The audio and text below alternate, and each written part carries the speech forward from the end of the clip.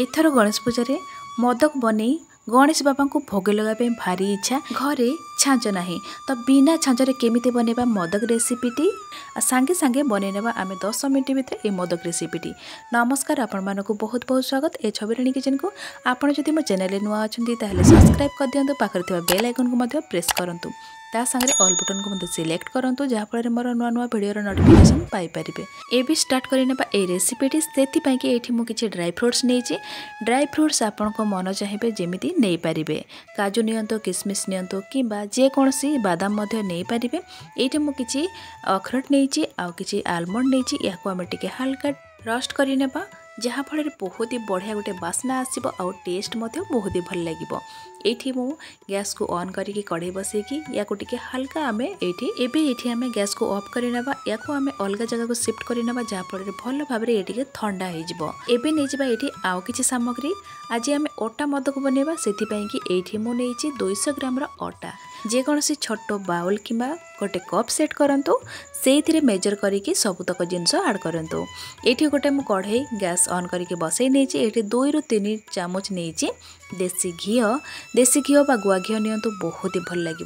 तो एठी आमे रखिथबा अटा को ऐड करिनेबा याको आमे कलर चेंज होला पर्यंत फ्राई करिनेबा जहा कि गोटे भल बास्ना आसीबो आ मोदकटी भारी टेस्टी लागिबो।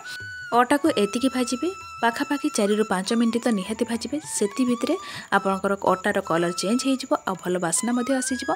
एबे हमर 4 रु 5 मिनट हो जाइए आ अटार कलर मध्ये भल भाव में चेंज हो जाइए। एबे हमें से अटाटी को अलग जगह को शिफ्ट करनेबा जहाँ फल टिके ठंडा हो जिवो आ याको हमें टिके स्प्रेड करनेबा जहाँ फल भल भाव में ठंडा हो जिवो। अटाटी देखि पारुचंती कलर चेंज हो जाइए आ बहुत ही बढ़िया बास्ना गोटे मध्ये आसी जाउची।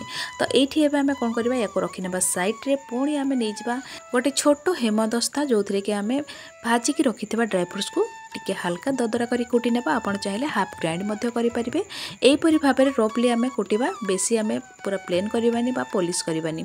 तो एठी नेक्स्ट प्रोसेस चली जिबा एठी आमे नै जिबा सेम बाउल रे खीर एठी जो बाउल रे आमे नैथिबा अटा से बाउल रे नै जिबा गोटे बाउल खीर सेम से कढ़ाई को फ्लेम ऑन करके बसै नेबा। एठी आमे टेस्ट हिसाब रे चीनी ऐड करि नेबा चीनी आपण जेतिकी मीठा खाइबे से हिसाब रे ऐड करिवे मु बेसी मीठा करूनी टिके मीडियम मीठा करूची।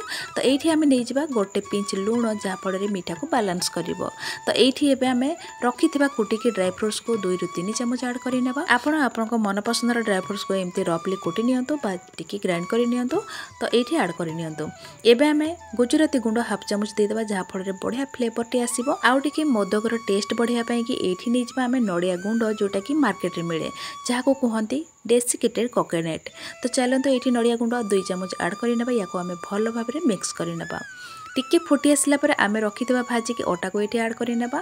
तो एठी आमे सांगे सांगे कोन करिया भल भाव में मिक्स करि नेबा। अटा ऐड करिया पूर्वरु फ्लेम को लो टू मीडियम रखंतु जहाँ फल रे खीर जल्दी सक हो जिवो सेति पई कि नहले जदी आपण गैस को ऑफ करिया पई चाहउछंती ताहले मध्ये करि परिबे।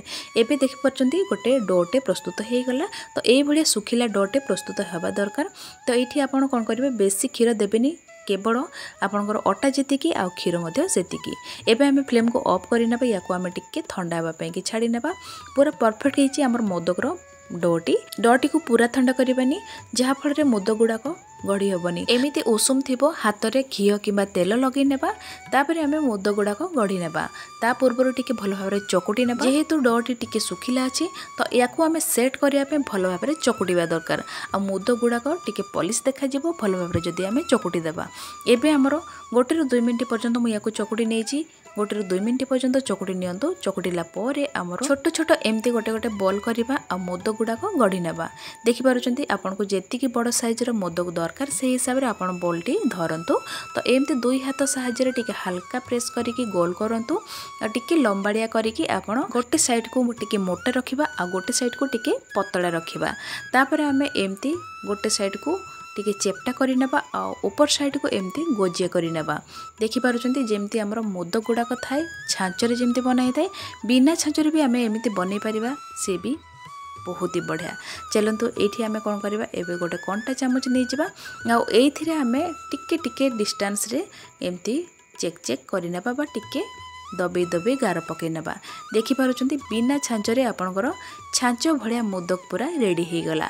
एई प्रोसेस रे हमें सबुतक मोदक गुड़ाक रेडी करबा और ढेर सारा मोदक बनै नेबा देखि पारुछंती ये सेम प्रोसेस रे मु आ गोटे मोदक मध्य करि नउची। तो एठी सेम आमे कंटा चामच को नेकी एठी एमती दबे नबा जहा फल रे गोटे बहुत ही बढ़िया डिजाइन हे जिवो आ छांचरे बनेला भलिया देखा जिवो। तो एई रेसिपीटी आपनको निहाती भलो लागिवो। भलो लागिले लाइक करिवे, सब्सक्राइब करिवे, ढेर सारा शेयर करिवे, आपनको अनुभूति मो संगे निश्चित शेयर करिवे। तो बिना छांचरे ढेर सारा मोदक एमती बनातु आ एथर गणेश पूजा रे भोग लगातु आ समस्त खाया पे दियंतु। आ एई मोदक रेसिपीटी आपण 2 रु 3 दिन पर्यंत रूम टेम्परेचर या बाहर रखिपारे। तो जदि आपण या फ्रिज रखापी चाहूँगी ताहले मध्य रखिपारे। ये आमर ढेर सारा मोदक हो गला रेडी।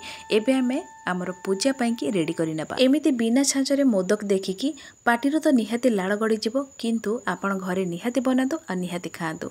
तो चलतु आज रही पुणी देखा आ गोटे नुआ भिडियो नुआ रेसिपी सहित। आशा करुँची आपण मैंने समस्ते बहुत ही भल थे। वीडियो को फुल वॉच करिथिबारु मो तरफ आपण मानकु बहुत बहुत धन्यवाद।